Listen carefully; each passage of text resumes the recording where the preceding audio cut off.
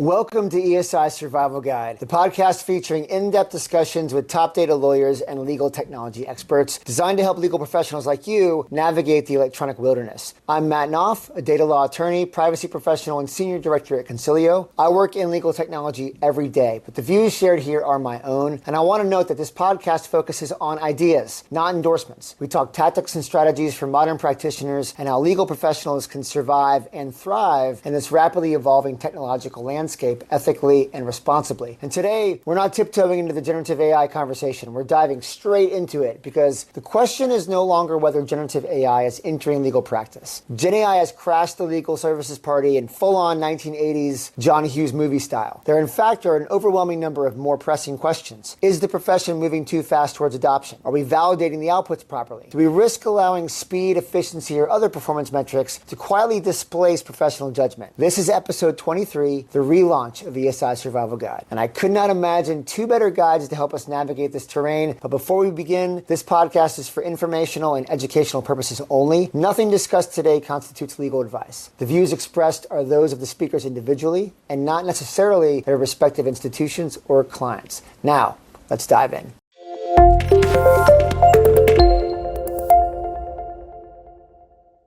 Joining me today is Maura Grossman, research professor at the University of Waterloo, adjunct professor at Osgoode Hall Law School, special master in federal courts, and really a pioneer, one of the leading voices in the empirical validation of technology system review, and most recently, the editor-in-chief of the Sedona Canada Primer on Artificial Intelligence. Welcome, Maura.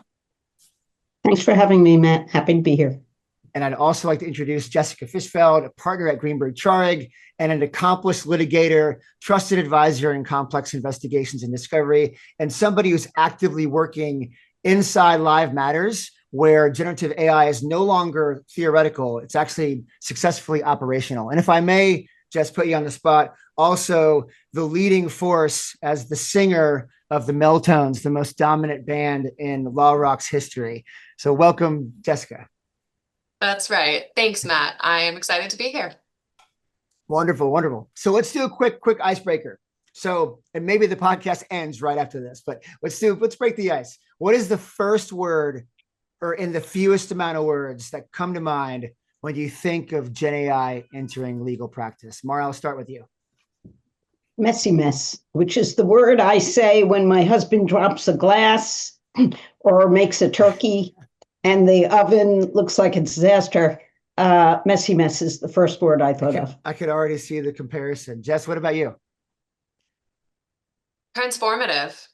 It is a huge disruptor of the industry, and things are already changing really quickly, and they're going to continue to change. That's actually really interesting because those two words, I think, kind of go hand in glove, maybe even synonyms in certain parlance. But I suggest two ends of the spectrum, I think, the two ends of the spectrum. Exactly. And I suspect we've just surfaced a lot of what we're going to unpack today.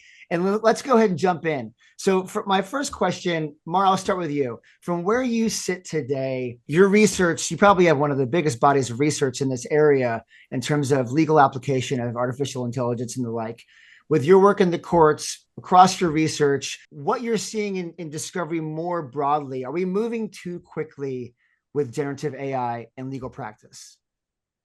The technology has been introduced and has developed amazingly quickly. So we are already, at an escalated rate. I worry a little bit that we have started deploying it without some of the adequate validation and safeguards that we've had for other technologies. So I don't know if it's that we're going too fast or we're not doing some of the ancillary work fast enough. I definitely think, the legal profession has always been kind of a proverbial Luddite when it comes to adopting technology. I think some of the speed with which this is all happening is pretty eye-opening.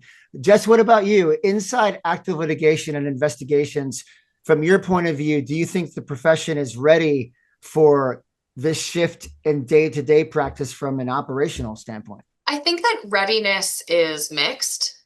There's definitely a lot of excitement across the industry. but actual familiarity with the tools and how to use them, I think varies widely across lawyers and firms.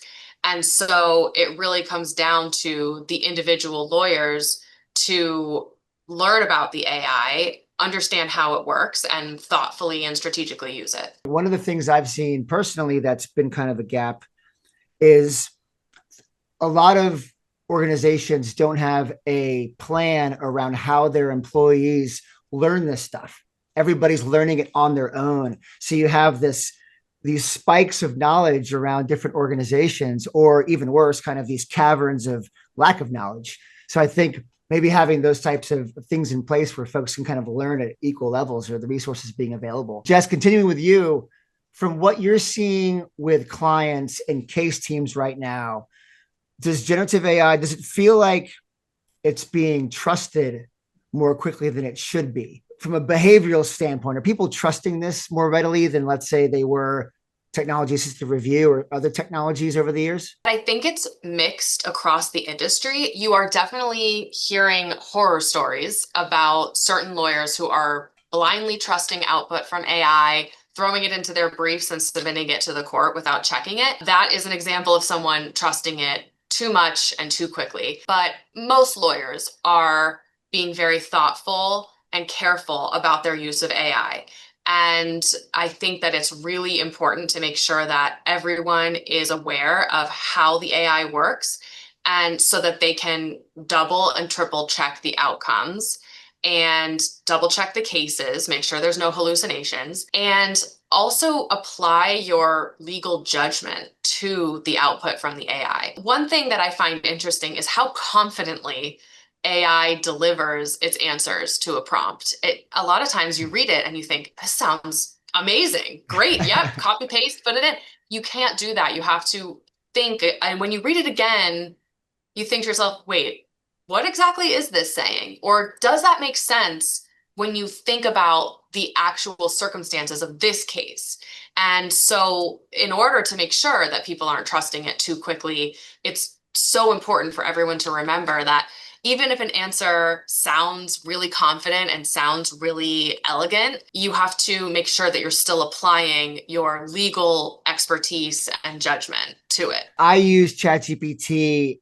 Dare I say I might even be addicted to ChatGPT in my personal life often. And I've noticed that oftentimes it responds to me in the positive. I can ask it anything and it's a good idea. And I actually have to interrogate it and bully it a little bit to have it not agree with me, like allow it to disagree with me, to try to maybe skirt some hallucinations when I'm asking it questions. So that's a really, really good point. Maura, the reason I wanted to do this topic is you were recently on a Concilio webinar, and you mentioned how you felt about the fact that back when tar was coming on the scene, it was treated very, very different. And you, as someone who was simply doing research to try and validate its utilization, were also had a very unique experience, as opposed to this kind of trust of GenAI. Do you see this difference in terms of how the industry is approaching it? Is it because of the technology? Is it economic? Is it cultural? Is it connected to the fact that like we're using this stuff now in everyday life? What's your experience from when you first started getting involved with tar and trying to evangelize that to the industry insofar as validation, and what you're experiencing now? So the short answer to your question is probably all of the above. Back when I was doing research and trying to introduce tar to the legal profession for electronic discovery, I was working at Wachtell Lipton at the time, overseeing their e-discovery work. I thought, after I saw how well the technology worked, and I had worked for years with contract reviewers and manual reviewers, and I was very aware of how fraught that process can be. And so I wanted to do the empirical work so that we could get this in front of a court and a court could say that was a reasonable method. So I started to work with a government organization, the Text Retrieval Conference, which was part of NIST, the National Institute of Standards and Technology, to do research in this area. And that I started that research with Jason Barron and some others circa 2008. And I can't tell you how much pro bono time. I mean, it was thousands of hours over several years, and then convincing service providers to give us free reviewers and all kinds of stuff. So it was not only the research work, but lots of other work. And after we came out with our, Gordon Cormack and I came out with our study in 2011, I thought, this is a no-brainer. Everybody's just going to adopt this, and I'm going to sit in my office, and I'm going to get balloon bouquets for everybody, and I'm going to get a ticker tape parade, because look at how much money I'm going to save the industry. And perhaps that was a bit naive. That is not at all the reaction I got. And partially it was financial, partially because I happened to be working at a firm that did not make revenue from either staff attorneys or contract attorneys or anything like that. It was a pain point, not a revenue generator.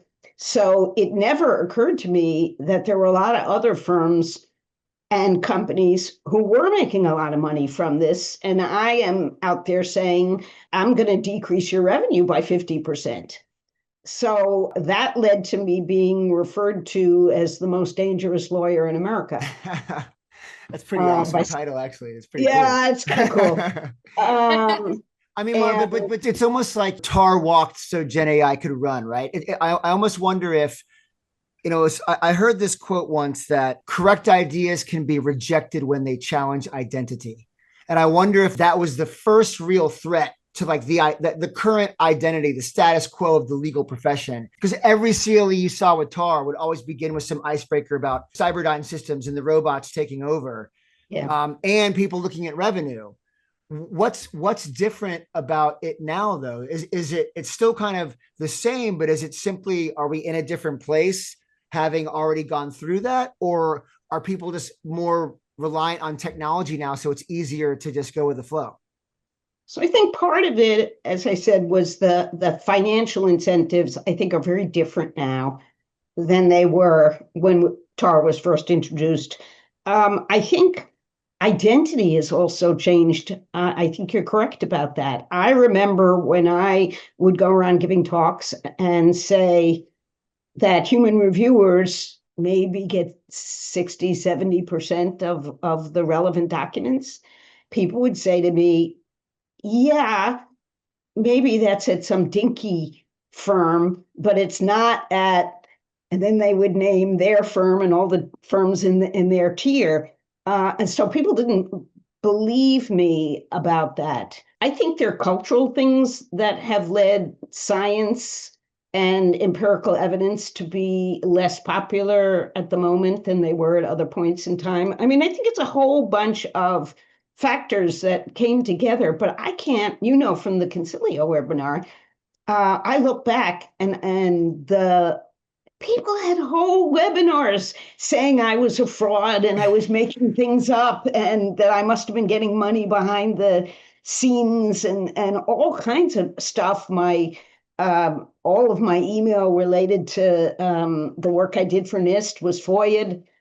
So you name it, it got pretty nasty at times. And I was really shocked by the reaction. And then all of a sudden, GenAI comes along and everybody's like, whoa, welcome, hello, come on in. So I was very surprised by the difference. And it's not that I don't like GenAI or anything like that. I just haven't seen anywhere near the empirical support that we had for TAR at the point that we adopted it. It had been tested for years. There had been independent, arm's length evaluation, blind evaluation, side by side with other methods, with no involvement, at least in the scoring and things like that, by people who were selling the tools. And then all of a sudden you have none of that for GenAI, and yet it's adopted at a rate that's mind-boggling. Yeah, well, I go back to, Jess, your word, transformative.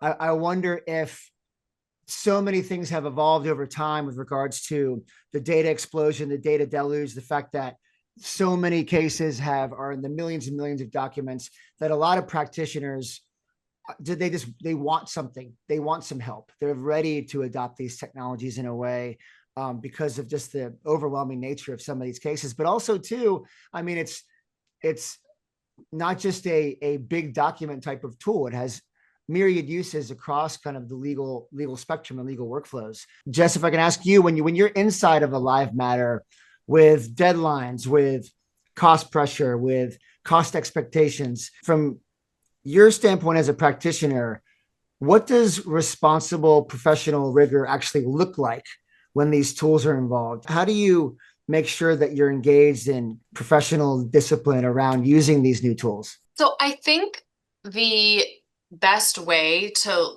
think about it is to basically treat AI as an excellent junior associate. So it can offer excellent ideas. It can come up with great counter arguments. It can do research, and it can do these things very, very quickly and very well. But just like a junior associate, you have to supervise it and verify the accuracy and make sure that it has all the information it needs to give you the output that you need. So I think not just looking at what AI tells you and then blindly accepting it and submitting it to the court or your client or opposing counsel is really important. It has to be a complement to your practice. I think that everyone hears these horror stories about hallucinations, and that is a very real part of our usage of AI. And so when you know that that is a part of AI, and you know what to look for, it's manageable. You have to double check all of your sources and double check all of your cases. In addition to that, beyond just checking to make sure that the information that AI is giving you is correct, it's also important to take the next step, which is, does it make sense? And does it fit in with our case and these facts and the history of the case and what sort of background the judge is coming from? So that is another piece of our use of AI is, of course, check its accuracy, but also you have to overlay your own legal strategy and experience on top of that. And then, of course, the most important piece is to always make sure you are not breaching confidentiality or breaching privilege, and make sure that you're using approved tools that don't breach those very important aspects of our job. And just the notion of kind of these governance checks, that harkens back, Maura, to what you said about the fact that you've not seen the empirical evidence and validation of these tools. Looking at TAR lent itself to, I'm not going to say by any means, if I say easy validation, I think you're going to jump through the Zoom and bring my neck. But it lends itself to metrics around validation, precision, recall, and these different things. Clearly, precision, recall, and the measures of a TAR workflow are not applicable in the GenAI context. What does meaningful validation look like? Jess tells us that we need to check, and I agree with all of that. We need to check, and we need to validate everything through the lens of our professional judgment. What does meaningful validation even look like in the GenAI space? Well, let's go back to TAR for a second. TAR is essentially a binary decision. It's a picture of a cat or it's a picture of a dog. It's a relevant document. It's not a relevant document. That's by and large not what we're using generative AI for. So if Jess says, give me a summary of this case, there's no binary, this is the right summary and this is the wrong summary. There's no gold standard to look at to score it. So that's a much more subjective view of whether that summary is good. And on the one hand, Jess can get links to click on so she can confirm that that summary says what it says it says. But what she doesn't get a link to is what it missed. So the only way she knows it's missed something is if she's actually read the whole thing in advance and knows, oh, it missed this major point. So in terms of recall and precision, the Gen AI tools are good on precision because you can click through and check that something is what it purports to be, or what it says what it's supposed to. It's very hard to check the recall. So there's that one aspect. The other aspect is you have to look at return on investment. Jess may get a summary, and she and I may both agree that her associate's summary is better. But her associate's summary may take 2 weeks, and the Gen AI one may take 5 minutes, and then she has to make a decision. Is that difference in quality worth the money? And number 2, is it taking so much time to validate that it isn't worth using the Gen AI in the first place? So I think validation becomes a lot more complicated. Yes, if we're talking about using Gen AI to make relevance decisions in a straight e-discovery context, yeah, you could use the same metrics and you could measure the same way you always have. You can assess recall and precision and get numbers. When you ask, give me the key allegations or give me the key events in my timeline, that's much harder to evaluate. So it's almost like with Gen AI, it's even more complementary towards professional judgment than the TAR context, where you're kind of doing these binary decisions, looking at exemplars or using CAL.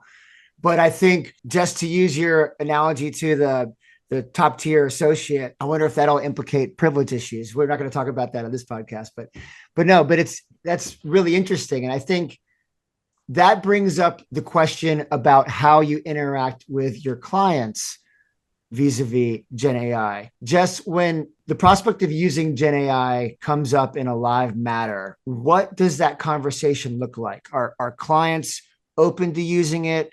How do you assuage the concerns of folks who think that might be too new? Or is it just another tool? And as long as you are using your professional judgment at the end of it, use whatever tool works best. And as Maura said, has the best return on investment. How do you have those conversations? So client preferences on AI varies widely. It's totally mixed. There are some clients who are on the do not use AI list, so to speak. And there are some clients that don't know really one way or the other. And then there are clients that are actively asking us, how are you using AI? Because we must use AI. And it's only getting more efficient and higher quality. So it has to be an open line of communication between the lawyer and her client. And you have to have that conversation now. It's like a checklist item when you're either starting a new engagement with a new client, or it's a client that you've been working with for a while. Either way, you have to have the conversation about what that client's preferences are with respect to the use of AI. So I think having open communication is extremely important.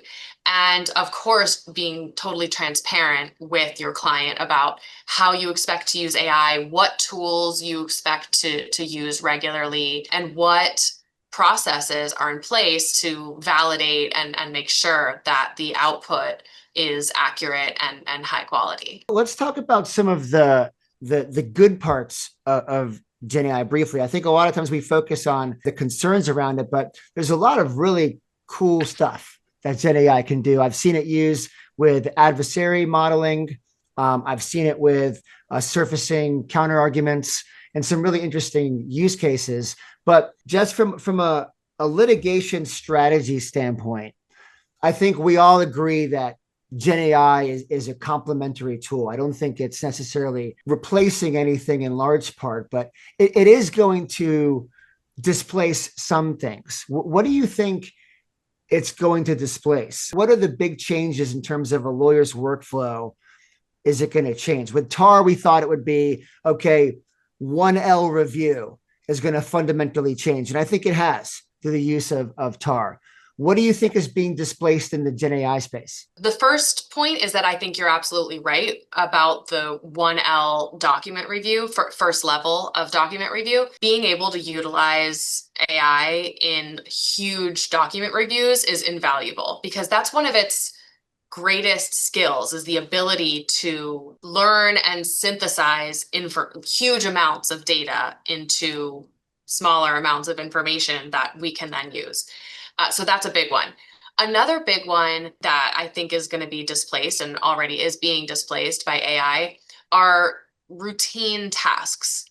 So you have certain routine, repeatable tasks that are a part of the job that don't necessarily require legal strategy. So that is a great place to start using AI when you can train it.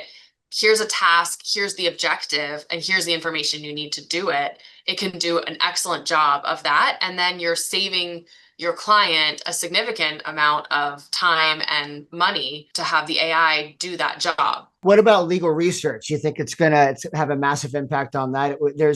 I think it's Google's, is it LM Notebook? And there's some research tools that are, I think, going to be very scary for the incumbents in the legal research space. Absolutely. It already has drastically changed the legal research game. Westlaw's co-counsel tool is being used all the time now. And it really is basically like a junior associate. You can prompt your issue and give it some facts and ask it to research that issue. And you, within minutes, get a very well done research report. Maybe. I may beg to differ on that one. You absolutely have to validate everything. Yeah. I think, Westlaw's tool, I think, is generally viewed as very accurate because it has to use its database to come up with the cases. But so I think the level of pure hallucinations coming out of Westlaw's tool is low, but again, you have to actually go read that case and make sure that the computer understands what the holding actually was and whether there's another part of the case that it doesn't realize fits into the larger picture and things like that.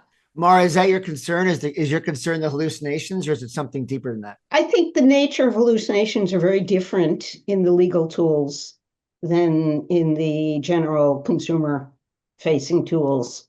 The legal tools don't make up cases out of whole cloth for the most part because they're working on a retrieval augmented generation or RAG system. So they're connected to a database. They can go into the database. They can check the database.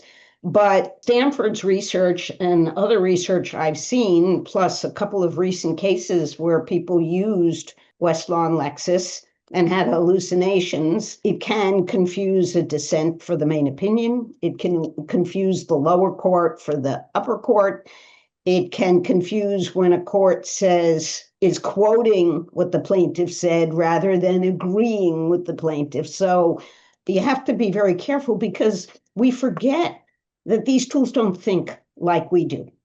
So if we ask a large language model, even a legal one, pick out the key elements in this claim or this complaint or this defense or something like that, it's going to translate that essentially into a mathematical problem or a very structured problem. So how might it answer?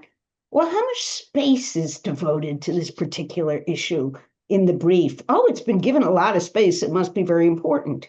Oh, it's raised in a subheading. Anything that has its own subheading must be more important. But a very good associate or a very good lawyer may decide, well, that's a silly argument, even though 3 pages were devoted to it. What's really deadly is this one down in the footnote here. And that the LLMs can't do, at least at this point, even the professional ones. So that's the kind of stuff that scares me, is all of us were led to think for a while that if you gave a system some documents and said, summarize this or take these transcripts and tell me what the witnesses said, that you could never get a hallucination, and all of a sudden somebody submits a declaration based on a bunch of transcripts, and there are all kinds of quotes from people who never existed. And so it's a little, I think, a little more complex than, yes, I agree with Jessica, you are safer, you are far safer in the legal tools than you are in the public facing stuff, but I still think there are risks. Well, and I think what you articulated actually bolsters Jess's point even more, because you just gave more color to the scariness of the issue that reflects the fact that you got to check, and you got to look at your sites, look at your cases, and still quote unquote validate everything. I think, just like an associate can mess up, or a junior lawyer can mess up, it can too. And I think it comes down to that professional responsibility, just that you were talking about before. But that's all really interesting. Maura, are there certain things, taking a step back real quick, are there certain things in your opinion right now that, because I think we think of GenAI as this catch-all, right? And we're going to have, prompt engineering classes in law school, which we probably should, but it's going to end up being this catch-all for all sorts of legal use cases. Is there anything right now where the current technologies are simply better at doing it? And for the foreseeable future, you think there's certain tools or processes that are going to continue to be better by their very nature? Like you said with TAR, it's a binary decision. Maybe that process is just better than using a more generative approach. Are there other things that fall in that realm? Well, I think, for example, if Jessica has a brief due at midnight and her page limit is 15 pages, and the current draft that somebody has given her is 22 pages, I think she can do a very good job of feeding that brief to a large language model, particularly one that's been legally trained, and say, don't change the tone, don't change any of my arguments, don't add any cites, just tell me what is superfluous or what is redundant or less important so that I can get this down 8 pages. And I think most of us have a lot of trouble editing our own work. We think our own words are very, very important. It's very hard for us to do that. But a Gen AI can do that rather easily, or change the tone, make this sound more professional, less snarky. Those kinds of things I think the tools can do very, very well now, probably better than humans. There's another task that I found it very helpful for, which is sometimes when students who've been in a very large class with you, so you have a lecture class with 120 students, and 3 years later, somebody comes and asks you for a letter of reference for graduate school, you barely remember them. You might remember the name and the face, but you can't pick them out from the other 119 people in the class. And you can actually put their resume in and put the application, the grad school, form or question in, and put some bullet points in about what you'd like to say about this person. And you can get a really good, a better draft that I could then tweak than the pain of having to sit there for 3 hours and read through the whole resume and go back and look at my grading books from 3 years ago. And so there are tasks for which it does work remarkably well. I'm almost embarrassed to say that your editing comment is so true. And I would be lying if I didn't say that I've literally gotten in arguments with ChatGPT where I'm trying to narrow something by 20 words. And I'm like, no, I like that. Leave that. And I'm like, it's like, no, it'll keep editing. I'm like, leave that part in.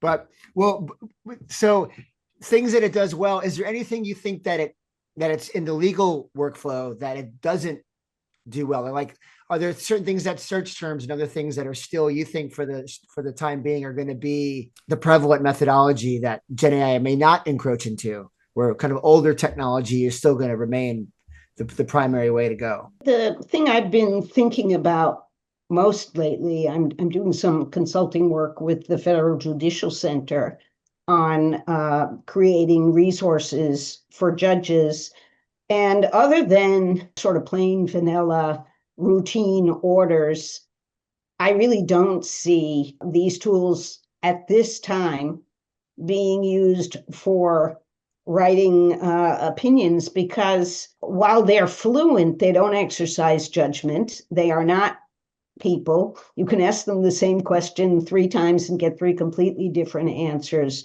I also, for me, and maybe this is just me, I don't know, for me, writing and thinking are very much intertwined.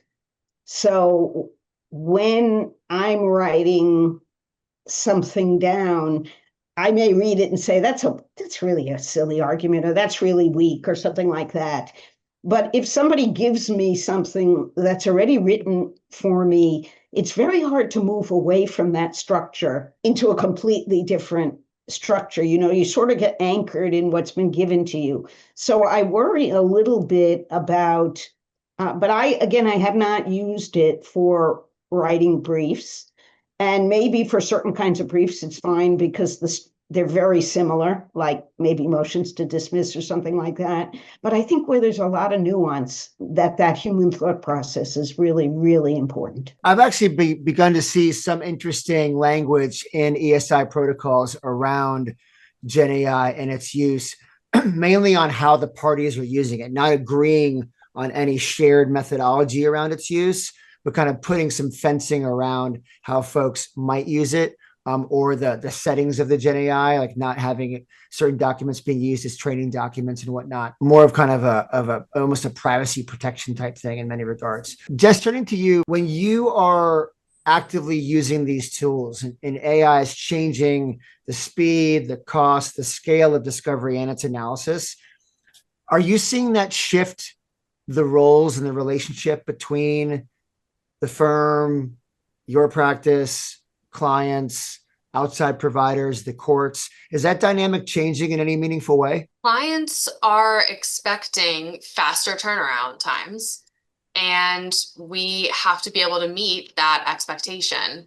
And so AI is both the cause and the solution in that respect. The other important piece of this is that the amount of data that is at issue in a typical litigation these days is astronomical.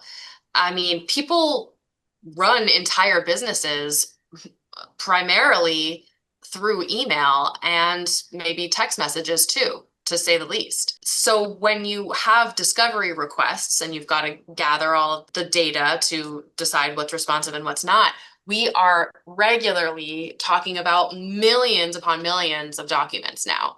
And so search terms alone are not enough anymore. Sometimes you're applying search terms and you've still got 500,000 hits. It's hundreds of thousands of dollars to review that number of documents. So that is when the use of these technology tools really comes in, so that we can meet the client demands for fast turnaround, but also the court deadlines. You've got your scheduling orders, and the courts, it's really important for them to stay on schedule. So you've got a deadline for document production, and you've got to find some way to get through those 500,000 documents by the deadline. As a litigator and a successful litigator who operates at the highest levels, what's your approach generally? Have you used generative AI in any meaningful way that's been helpful? And you can speak in the abstract. Feel free to not get into any specifics. And what's your approach as a lawyer generally to technology? I mean, I know most of us went to law school because we weren't the best with technology, except our IP friends. What's your general approach to how you innovate in this technological landscape and leverage technology in your own personal practice? I am very open to the use of technology and AI in my practice. I think it's great, and it's a fantastic way to complement a lawyer's judgment.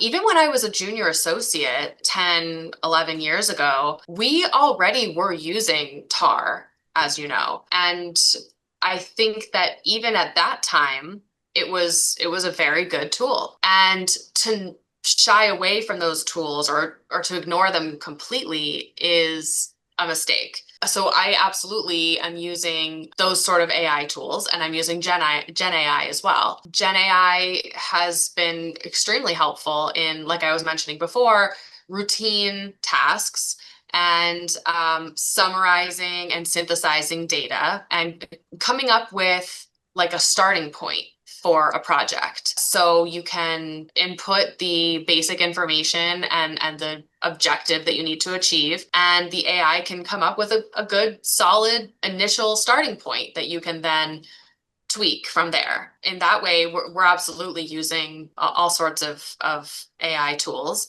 And I recently heard a quote where someone said, AI is not going to replace lawyers, but lawyers who don't use AI will be replaced by lawyers who do.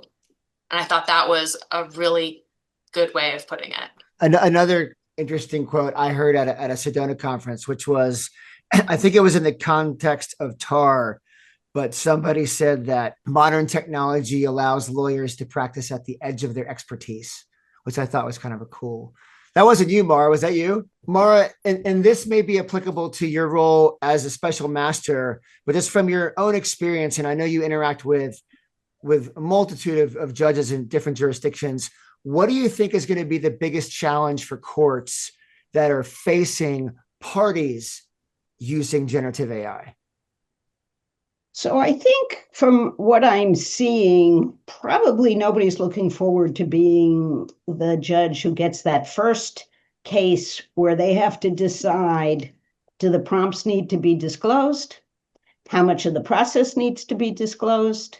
Because we developed this whole history around TAR, but a whole complicated process. And I know many in the defense bar that I've spoken to feel we don't want that to happen again with the generative AI. But going back to some of what I've said is, but now you're using a technology that's even less well proven than the TAR was. Maybe you do have to be more transparent and share a little bit more information. So I think probably nobody's going to want to be that first person who has to make those kinds of decisions or negotiate or rule on a Gen AI protocol. I have a feeling the special masters will be called in to help. Yeah, as prompt disclosure becomes more ubiquitous during discovery, I think we're going to see some interesting FOIA requests and things that people see in that. I mean, maybe what that means is from a practitioner standpoint, making sure you're getting protective orders and getting things around some of that material, or doing everything you can do from a governance standpoint, make sure it's protected by privilege and that you're controlling behavior. So it seems like there might just be a lot of governance that has to catch up with the nature of how people are using these tools. So now I want to do a segment where we do rapid reflections. So I'm going to ask both of you the same question. I'll ask it once and feel free to jump in. Jess, we'll start with you. What is the most significant AI-related risk that you think practitioners may be underestimating today? Underestimating is the key word there, because I think people are generally aware of many of the risks, like the confidentiality and privilege concerns and the hallucinations. But a risk that I think people are underestimating and not as aware of is that you really need to understand whether the AI's input to a particular prompt is fully understanding all of the nuances that surround the context of your prompt. Going back to Maura's point about how the AI is really based on statistics, where it could say, this case spends 3 pages on this issue, it then thinks that the case is about that issue. When in reality, a human could see that, yes, that a lot of time was spent on that issue, but that's not truly the crux of that case. So I think that is a risk that lawyers are underestimating about the AI. Maura, what do you think? I agree with Jessica, and I'd build on that a little bit by saying I think they underestimate the sensitivity of the prompt. And the reliability of your output is going to depend a huge amount on that prompt. Small changes in the prompt can lead to huge changes in the output. Great point. I think I wanted to give our viewers some homework when you talked about a RAG model, because I didn't want to go too wonky into the definition of it. But everybody out there, if you have some time, research RAG model and research prompts and meta prompting. Take a little Coursera class or something on that. Number two, and Jess, we'll go back to you. What's one misconception lawyers should unlearn about generative AI? That Gen AI is a shortcut, because it's not. It is an excellent tool that should be used to enhance your work. It's not a blank check to cut corners. Maura? That generative AI doesn't think. We forget because it is so fluent and authoritative. We get convinced that it is thinking. It is not thinking, it is predicting. It is making a prediction of the next most likely word that should be filled into this blank. And that can lead to very, very different results. We sometimes call that misalignment, that we may have a goal and the AI may get to that goal in a way that Jessica and I would be mortified by that approach. But that's the sort of logical way, like it plays games and it makes up moves that humans never would, or it cheats or does all kinds of things. And God forbid you turn on voice mode, then you really think it knows what it's talking about. You get easily distracted. Let's do it. I like to be as positive as I possibly can all the time too. So on a positive note, Maura, what excites you the most about these developments? I think the premise for healthcare is amazing. I think the ability to develop pharmaceuticals, to predict diseases, to deliver care much more broadly than it's been given, and to be much more proactive rather than reactive will be just tremendous benefits. I have used ChatGPT to optimize my supplement stack from a photograph. So that's already putting that to good use. Jess, what about you? What's something that excites you about the use of GenAI? I think just the ability for AI to take off our plate entire tasks that nobody likes doing and can be done by technology. A classic example is having to do bills and go through the invoices. I was just thinking, I wish I could use it for billing. So I think that's something we should all be excited about. Sure. What meaningful change do you think is going to happen? I mean, 12 months seems like a lifetime in the technological world, but what do you anticipate is going to happen in the next 12 months around Gen AI in the legal profession or at large? I have no idea what is going to happen in 12 that's months. The answer. It's happening so quickly that it's impossible to know for sure. But one thing that I expect we'll see in the litigation area is the demand for more disclosure in litigation about what's being used and when and how. Maura, what do you think? What changes do you see in the can we say short term being 12 months? I said to my class last week that I find it terrifying to be teaching at a time where I cannot advise my students what they should be doing to protect themselves in the next year or two, to protect their jobs, to protect their education. So I agree with Jessica. It's very hard to know. Some people say, I'm not of the belief that we're going to have this general artificial intelligence that takes over and is much smarter than humans in the next year or two. But then there's part of me that says, you read like Matt Schumer's article that was circulating very recently, where he says it's coming for your job very soon. I'm working with stuff. I'm a programmer. It can do all the programming. You think it can't do your job in law, finance, or whatever. Get over it. And then I say, well, maybe I'm missing something here.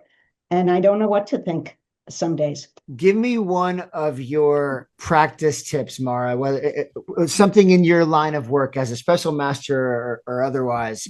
What's a practice tip that you use or you would recommend folks use right now? Besides Jessica's very, very good advice to check everything, I think pay the $20, get an account if your firm doesn't have it, and play with it and learn for yourself what it can do and what it can't do. Don't listen to me or Jess or you. Go play with it yourself. And because I think people make the mistake of saying, I want me some AI, and then they go run and get a product. The way you should use it is, where do I have a pain point? And can this technology help me reduce that pain point? And that's going to differ for different people. I definitely think that's a great point, is the fact that it's applicable to all these individual use cases, to make sure you're mapping its utilization to a use case and also thinking about adoption. I think that's a problem with all legal technology, that oftentimes we're focused on getting the tool as opposed to, are people going to use it? And do they even know how to use it?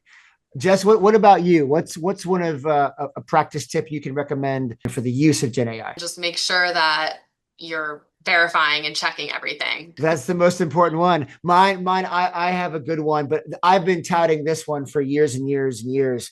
But I think that, at least in the US federal context, the use of 502D orders are as important as ever for protecting privilege. And I think that's something that hopefully people will use, and that should be considered in every case where it is applicable. But that's the one practice tip I would have. You spurred a thought for me. I think a practice tip surrounding the usage of AI could be, consider how you can work AI into your ESI protocols. Have that conversation with opposing counsel.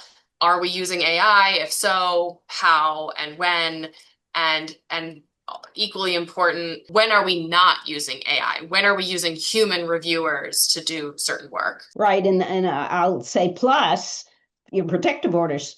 So if you don't want the other side uploading the documents you just produced into generative AI, ChatGPT, then make sure you make that very clear in writing in your protective orders. On a more personal note, as we come to the end of our conversation, outside of formal legal work. So for example, my mind was blown when I learned the refrigerator hack with ChatGPT, where you take the picture. We actually have a setup now where we have an iPad that's mounted across from the refrigerator. So when I open it, I can take it to do recipes and my shopping list and all this stuff. So anybody who wants life hacks around food related issues in ChatGPT, just DM me.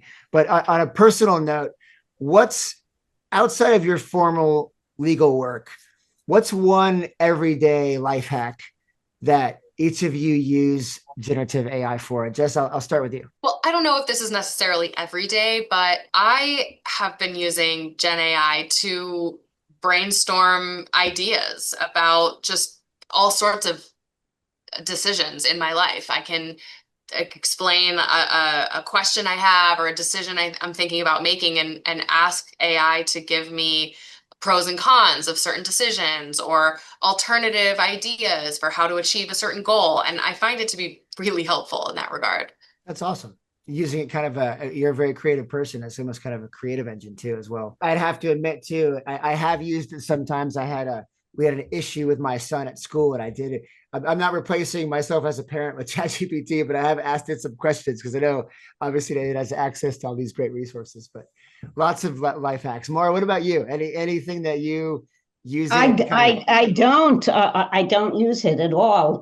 The way I've used it is basically through my experimentation to understand what it can do. And in the consulting work that I do for clients, I'm constantly learning about it. But most of what I do is so sui generis, at least professionally. And yeah, if I could give it my billing, Jessica, I would, because I am so bad at that. But I don't do the cooking, so having me ask it questions about cooking, maybe I'll use it for my next summer vacation, planning out an itinerary. That's a great use. I've used it for that as well. Yeah. Actually, I use it. I ask it things that it could do for me more. So I literally use it to give me ideas of things it could do for me. So it's going to end up ruining my life, hopefully, God forbid. And with that, Maura, Jess, thank you both for sharing your time and insight today. This was an incredibly thoughtful discussion. I know our listeners are going to take a lot away from it.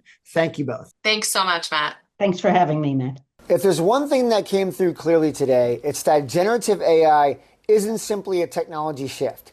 It's a moment that asks the legal profession to think carefully about governance, validation, and the role of professional judgment in an increasingly automated world. And that's really what this podcast is all about, helping legal professionals navigate the electronic wilderness responsibly. Having worked with these tools since they first began entering the legal market, one thing I've learned is that responsible evaluation matters far more than speed of adoption. If you'd like a practical framework for evaluating AI platforms responsibly, comment checklist or DM me checklist, and I'll send you my Responsible Lawyers GenAI evaluation checklist. In our next episode, we'll tackle a question courts are already starting to confront. When is using generative AI risk waiving privilege, and what should lawyers be doing today to protect it? To everyone listening, thank you for joining us for this episode of ESI Survival Guide. If you found the conversation valuable, please subscribe, share the episode with a colleague, and feel free to connect. Until next time, stay curious, stay thoughtful, and stay safe out there in the electronic wilderness.